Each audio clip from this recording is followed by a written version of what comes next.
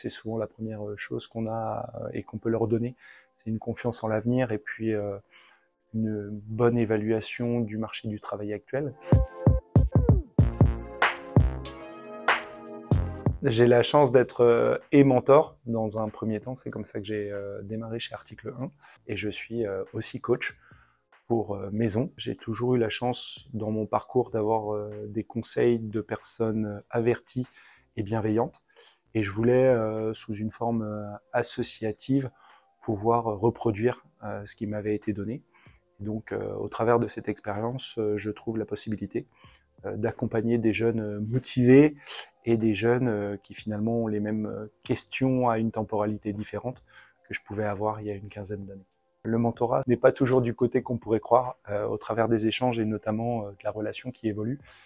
On découvre autant chez le jeune que le jeune nous en fait découvrir. Moi, j'ai surtout la chance d'accompagner des jeunes qui sont plus en rapport avec mes compétences et donc de ce fait, de pouvoir échanger avec eux à un niveau d'égalité complet. C'est des jeunes qui viennent des mêmes horizons et qui ont souvent les mêmes questions et les mêmes interrogations, avec souvent le souhait de tous avoir plus de confiance, parce que c'est souvent la première chose qu'on a et qu'on peut leur donner.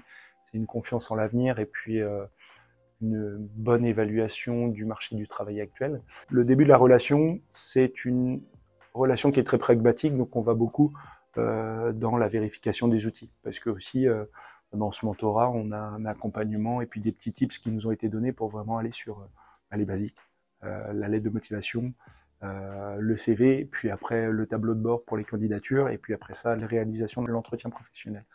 Après, quand on continue la relation, au bout de 6 mois, et notamment quand on démarre le mentorat en août ou en septembre, qu'on a la chance de démarrer assez tôt sur l'année scolaire, on se rend compte que dès février-mars, il y a une baisse de motivation, et on rentre dans une seconde partie du mentorat, où on est plus un soutien psychologique, on est plus sur de l'écoute, où on va, force d'expérience, essayer de montrer que dans une année, il y a des périodes un peu plus compliquées. Donner du sens, c'était la première partie, et donner de la confiance, ça sera la seconde à ce moment-là.